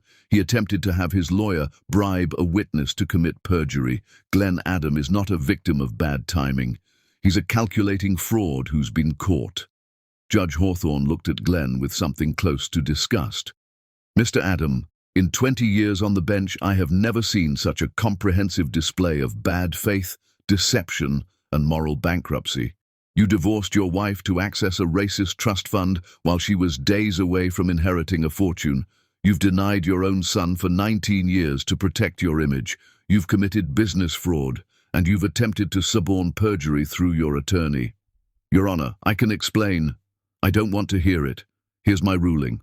Mrs. Adam receives 100% of her inheritance as separate property. You receive nothing from it, not $1. Furthermore, I'm awarding Mrs. Adam compensatory damages from your assets for emotional distress and fraud. I'm ordering you to pay child support retroactively for Marcus Holloway for all 19 years you denied him, plus reparations for emotional damages. I'm referring your business practices to the district attorney for criminal investigation, and I'm ordering you to pay all legal fees for Mrs. Adam and for Mr. Holloway. Glenn just sat there, every word landing like a physical blow. Furthermore, Judge Hawthorne continued, I'm issuing a restraining order.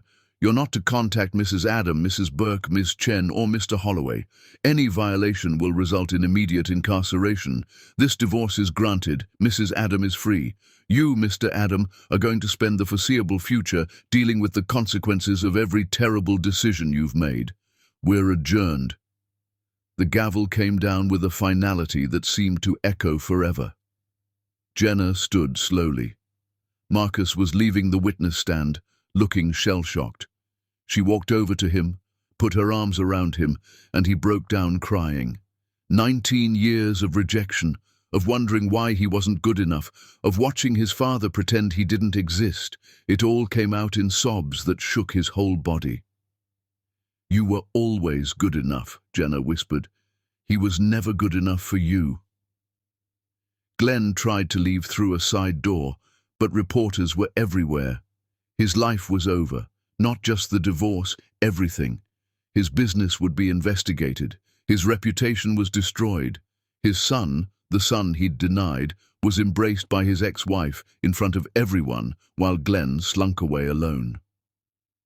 Barbara Adam sat in the gallery, having watched her son's complete destruction. She caught Jenna's eye as she was leaving.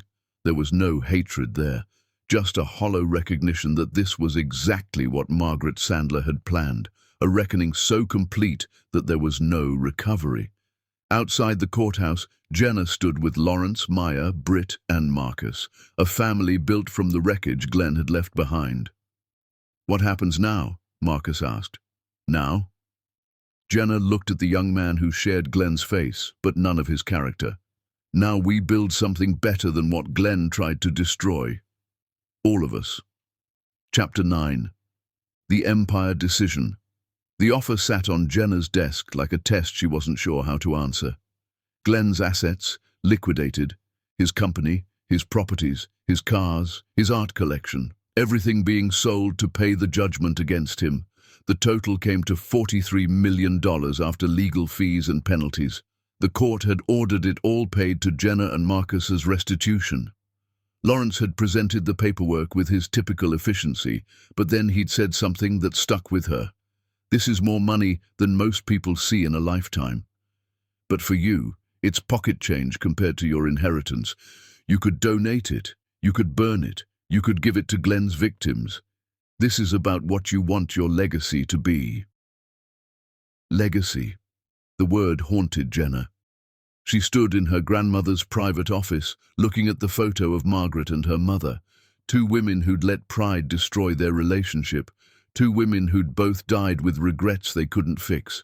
Jenna didn't want that kind of legacy. She made a list, Actually wrote it out by hand the way her mother used to make grocery lists, careful and thoughtful. Marcus. 50 million from her own inheritance, not from Glenn's assets, a trust fund that would mature over time, encouraging him to build his own career rather than living off family money, full funding for college, graduate school, whatever education he wanted, and something his father had never given him: acknowledgement. Jenna had already arranged for a press conference where she'd introduce Marcus as her stepson and announce the foundation being created in Angela Holloway's name. Maya, 20 million, plus full ownership of a property management company Jenna was purchasing. Not charity, opportunity. Maya had already shown she wanted to work, wanted to build something. Now she'd have the resources to do it. David Russo, the full amount Glenn owed him, plus interest, plus damages. Glenn had stolen his company. Jenna was making him whole. Britt, a full-ride scholarship to law school and a job offer at Lawrence Kincaid's firm after graduation. The girl who'd spent 6 months pretending to love Glenn to expose him deserved better than being defined by that investigation. The remaining money from Glenn's assets went into a foundation, the Freedom Fund, she'd call it, money specifically for women leaving financially abusive marriages, legal fees, moving expenses, therapy, job training, everything a woman needed to escape a man who'd used money as a weapon. And Glenn? Glenn kept nothing except his father's $20 million trust fund, the one he'd divorced. Jenna, to access. The racist money that had cost him everything else. He could keep that. Let him live off his father's bigotry. Let that be the only thing he had left. But Jenna had one more move, one last piece that would complete the transformation from victim to victor. She called the CEO she'd hired to run Glenn's old company, the one Jenna now owned completely. A woman named Rachel Torres, brilliant and ruthless, who'd been waiting years for an opportunity like this. "I want you to offer Glenn a job," Jenna said. Rachel was quiet for a long moment. "You want me to offer him a job at the company he used to own?" "Not a good job, not executive. I want you to offer him junior analyst, entry level, the kind of position where he has to come in early, stay late, answer to people who used to answer to him, the kind of job where he has to work." "Why?" "Because I want him to have a choice. He can take the job and rebuild his career from the bottom. Actually work for something instead of coasting on his father's name. Or he can refuse and spend the rest of his life explaining why he's unemployable. Either way, he has to face what he became." What if he takes it? What if he actually accepts the position? Then maybe there's hope for him. Maybe he learns something. Maybe he becomes a better person. And if he doesn't, if he quits or fails, then at least we gave him a chance he never gave his own son. The press conference happened on a Tuesday morning, and the room was packed with reporters who'd been following the divorce saga. Jenna stood at the podium with Marcus beside her. They'd agreed on what to say, how to frame it. This wasn't about Glenn's destruction. This was about building something new. "My name is Jenna Sandler," she said, deliberately using her maiden name. "Many of you know me as Glenn Adams' ex-wife, the woman who inherited a fortune the same week he filed for divorce. But I'm not here to talk about Glenn. I'm here to talk about the people he left behind and what we're going to build with what he tried to take from us." She introduced Marcus, told Angela Holloway's story, announced the foundation in her name. $50 million to support single mothers who were raising children alone after being abandoned by men who refused to take responsibility. She announced the Freedom Fund, money for women escaping financial abuse, legal support, therapy, job training, housing assistance, everything she wished had existed for the women Glenn had hurt. She announced scholarships for students like Marcus who'd grown up without fathers because those fathers had chosen money over family. And she announced something that surprised even Lawrence when she'd told him the night before. She was donating $100 million to reform family court systems, better support for abandoned children, faster processing for child support cases, legal resources for people who couldn't afford attorneys like Lawrence Kincaid. Glenn Adam thought he was leaving me behind, Jenna said to the cameras. He thought he was walking away into freedom while I'd be left with nothing. Instead, he walked away from a woman who was about to become powerful enough to change systems that let men like him escape consequences.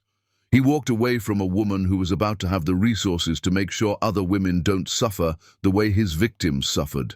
A reporter raised her hand.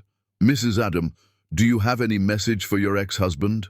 Jenna thought about all the things she could say, the cruel things, the cutting things, the things that would make headlines and trending topics. Instead, she said, "I hope he learns that money can't buy character. I hope he looks at what Marcus could have been if Glenn had been brave enough to be a father. I hope he understands that the life he lost was worth more than any inheritance. But mostly I hope he moves on and builds something better than what he destroyed. Because holding on to hatred doesn't hurt him. It hurts me, and I'm done letting Glenn Adam hurt me." Marcus spoke next, his voice steady despite how nervous he'd been in the car ride over. "My father denied me for 19 years because admitting he had a black son would have cost him money and status. But Jenna didn't just acknowledge me, she embraced me. She gave me something my father never could, a family that chose me rather than rejected me. So to anyone watching who's been rejected by a parent, who's been told they weren't good enough, who's grown up wondering why someone couldn't love them, the problem was never you. It was always them. And there are people in this world who will choose you. You just have to survive long enough to find them." The press conference ended, and they walked out to a crowd of people waiting outside the building. Some were crying, some were holding signs thanking Jenna for the foundations, some were women who recognized themselves in the stories of abandonment and financial abuse. One woman pushed through the crowd, tears streaming down her face. She grabbed Jenna's hand and whispered, "My husband left me last month, cleaned out our accounts. I have 3 kids and nowhere to go. Can you really help?" Jenna squeezed her hand back. "Give your information to my assistant. We'll have someone contact you today.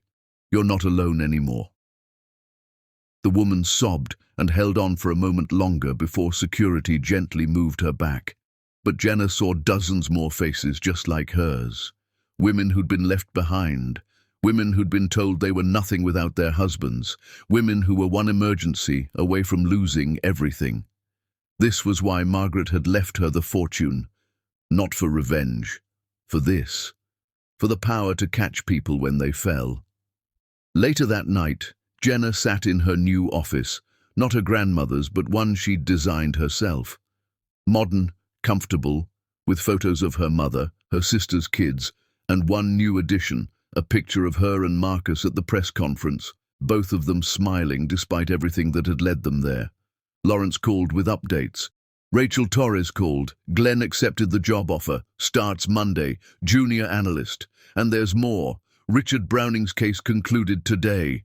He's been disbarred permanently and sentenced to 18 months in prison for witness tampering and attempted subornation of perjury. The DA's office made an example of him. 18 months? He'll serve less with good behavior, but his legal career is over. His firm dropped him, his wife filed for divorce, and he's facing civil suits from every client whose case might have been compromised by his methods. Jenna felt no satisfaction in that, just acknowledgement that consequences had finally caught up. And Glenn taking the job, does he know it's essentially penance? Rachel made it clear, bottom rung, no special treatment. He'll work for people who know exactly who he is and what he did. He said he understood. He said he deserves worse, and he's grateful for the opportunity to prove he can do honest work. Rachel thinks he might actually mean it. Or he's just desperate. Maybe both. But Jenna, here's what matters. Whether Glenn changes or doesn't change, succeeds or fails, that's not your concern anymore. You gave him more grace than he gave his own son. What he does with it is his problem. "How's Marcus?" Lawrence asked. "Adjusting. He moved into the apartment I set up for him. Starts college in the fall. He's talking about maybe law school eventually. Says he wants to help people the way Britt helped us. He's a good kid. Angela raised him right." She did. Better than Glenn deserved. Jenna hung up and looked out at the city. Somewhere out there, Glenn was probably sitting in an empty apartment, The 20 million from his racist father, his only cushion against complete destitution. Somewhere out there, Barbara was dealing with the social consequences of her son's public destruction. Somewhere out there, Richard Browning was preparing for prison. But here, in this office, with foundations being built and lives being changed, Jenna felt something she hadn't felt in years. Peace, not happiness exactly. Peace was different. Peace meant she could sleep without wondering when the next betrayal would come. Peace meant she'd survived and built something better from the wreckage. Her phone buzzed. A text from Maya. "The kids want to know if Uncle Marcus can come to dinner this weekend. They're obsessed with him." Jenna smiled and typed back, "I'll ask him. Tell them he's their cousin, not their uncle." Maya. "They know. They just think uncle sounds cooler." Another text came in, this one from Brit. "First day of law school orientation tomorrow. I'm terrified and excited, and I wanted to say thank you for everything, for believing me when I said I was trying to help." Jenna. "You saved yourself. I just gave you resources. Go be brilliant." One more text, this one from a number she didn't recognize. "Mrs. Adam, my name is Jennifer. I'm the woman who talked to you after the press conference. Your foundation called me today. They're paying for a lawyer, first month's rent, and therapy for my kids. I don't know how to thank you. You saved my life." Jenna read it 3 times, then saved the number and replied, "You don't have to thank me. Just promise me something. When you're back on your feet, when you're stable and strong, help the next woman who needs it. That's all I ask. Jennifer, I promise." Jenna set her phone down and looked at the photo of her and Marcus again.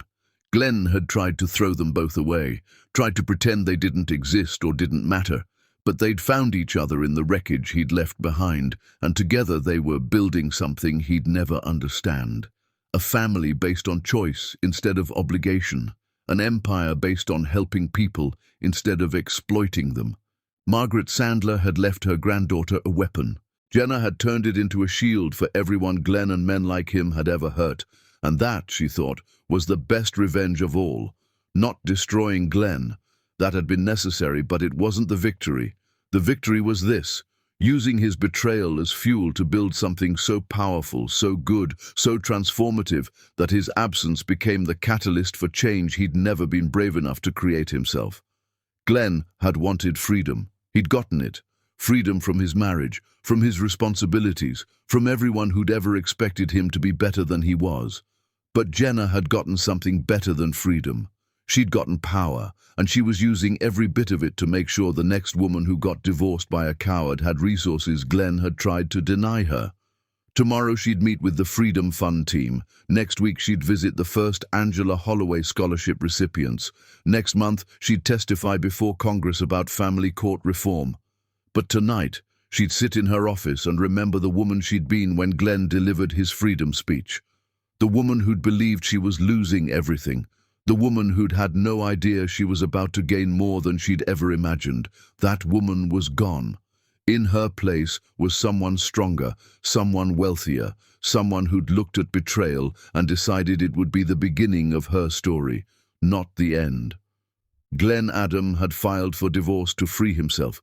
Instead, he'd freed the most dangerous thing he'd ever encountered, a woman with nothing left to lose and everything to gain. And Jenna Sandler was just getting started. Chapter 10. The Woman Who Rose. Jenna stood in front of the mirror in her new office building and barely recognized the woman looking back. Not because she'd changed physically, though she had. She'd stopped apologizing for taking up space, stopped making herself smaller to make others comfortable. But because the woman in the mirror had a confidence that came from surviving the worst thing she could imagine and discovering she was stronger than the thing that tried to break her. 18 months had passed since that courtroom. 18 months of building, creating, transforming pain into purpose. The Angela Holloway Foundation had helped over 2,000 single mothers. The Freedom Fund had funded escapes for 300 women leaving abusive marriages. Marcus was thriving in college, top of his class, talking about criminal law. Maya's property management company was turning profit. Brit had finished her first year of law school with honors. And Glenn. Glenn was still working at the company Jenna owned.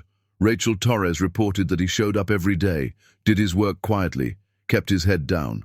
He'd been offered promotions twice, genuinely earned ones based on performance, and turned them both down. He seemed content to exist in the background, a cautionary tale everyone knew but nobody discussed. Jenna had seen him once, accidentally, in the lobby. He'd looked at her for a long moment, and she'd seen everything in that look: regret, shame, understanding. Then he'd nodded once and walked away. She hadn't felt triumph in that moment, just a distant sort of closure. Glenn had become small, not because she'd made him small, but because he'd revealed how small he'd always been. Tonight was a gala for the foundations. Major donors, board members, success stories. Jenna wore a dress that cost more than her first car and felt comfortable in it. Wealth had stopped feeling foreign. It was just a tool now. Marcus walked in, looking sharp in his suit. At 20, he'd grown into himself. "Ready for the speeches?" he asked. "Are you?" "Mom always said the truth doesn't need rehearsal. It just needs courage." He smiled. "I've got courage now. Took a while, but I found it." The gala was magnificent, the kind of event Jenna used to attend with Glenn, feeling like she didn't belong. Now she owned the room without trying. People wanted her attention, her approval, her investment. But more importantly, they respected her vision. During the speeches, Jenna talked about transformation. 18 months ago, I thought my life was ending. My husband had filed for divorce using a speech he'd practiced in mirrors. He'd walked out thinking he was escaping something ordinary into something extraordinary. Instead, he walked away from the best thing he never appreciated. She paused. "But this isn't about Glenn. It's never been about Glenn. It's about every person who's been told they're not enough. Every person who's been left behind. Every person who's had to rebuild from nothing because someone they loved chose selfishness over partnership. This is about proving that being discarded doesn't mean you're disposable. Sometimes it means you're freed to become something the person who left you could never have imagined." Marcus spoke next. "My father denied me for 19 years. I grew up wondering what was wrong with me. Why wasn't I good enough for him to love? Then I met Jenna, and she showed me the question was wrong. There was nothing wrong with me. There was something missing in him, the capacity to love people more than he loved money, the courage to do the right thing when it cost him something, the strength to be a father." He gestured to the room, to Jenna, to the community they'd built. "He got his inheritance. I got a family that chose me."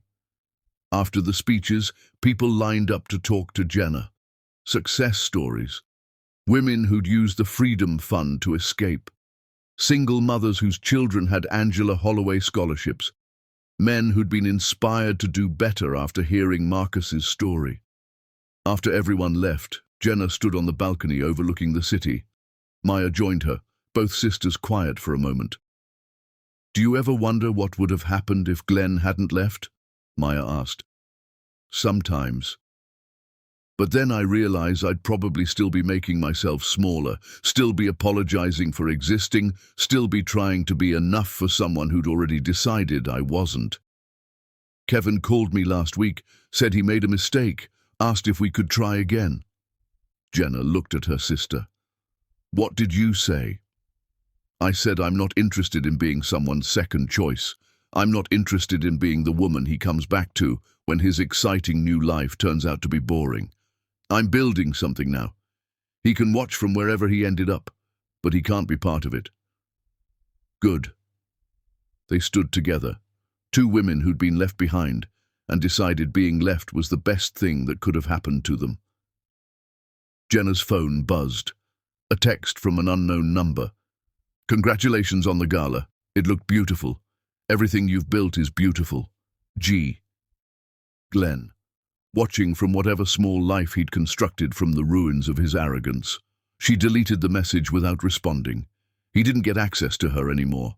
Not her time, not her attention, not even her anger. He'd become irrelevant, and that was a better ending than any revenge she could have planned. "What are you thinking about?" Maya asked. "I'm thinking that Glenn spent 8 months planning to leave me. He calculated every move, practiced his speech, set up his escape, and in the end, all his planning gave me exactly what I needed, freedom to become this. She gestured to the city, to the building behind them, to everything she'd built. He thought he was the one getting free. He had no idea he was setting me loose. Months later, Jenna sat in a congressional hearing room, testifying about family court reform. Marcus sat behind her. She talked about abandoned children, about women destroyed by financial abuse, about systems that protected men who refused responsibility while punishing women who tried to enforce it. A senator asked her, "Ms. Sandler, some people might say you're pushing this agenda because of personal bitterness toward your ex-husband. How do you respond to that?" Jenna looked directly at the camera. "I'd say that dismissing women's advocacy as bitterness is exactly why we need reform. When a man fights for change after being wronged, he's principled. When a woman does it, she's bitter. I'm not bitter. I'm awake. And I'm using my resources to make sure the next woman who gets divorced by a coward has a fighting chance. My ex-husband tried to deny me." The hearing room erupted in applause. That night, the video went viral. Jenna became a symbol, not just of survival, but of transformation. The woman who'd turned betrayal into a movement. Glenn's name came up occasionally in articles, usually as a footnote. Adam, whose divorce from Sandler sparked her activism, now works at a firm owned by his ex-wife and declined to comment. He'd become a cautionary tale.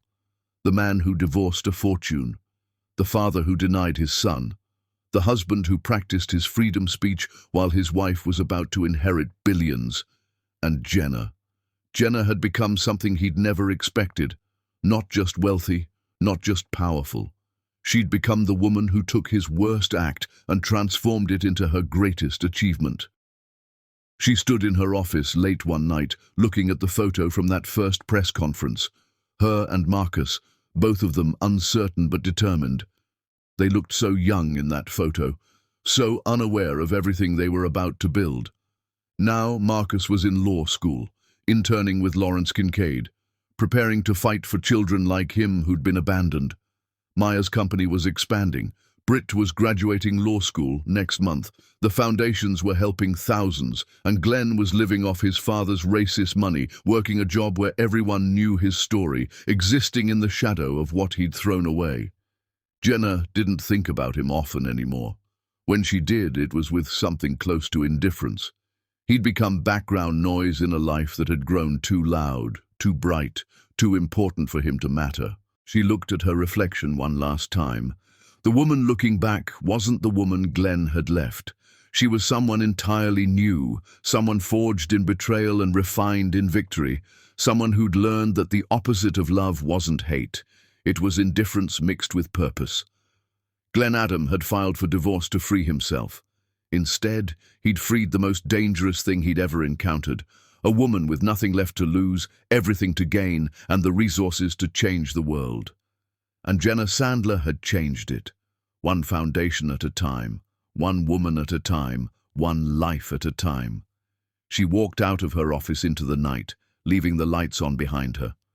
Tomorrow, she'd meet with more advocates. Next week, she'd launch another initiative. Next month, she'd testify in another hearing.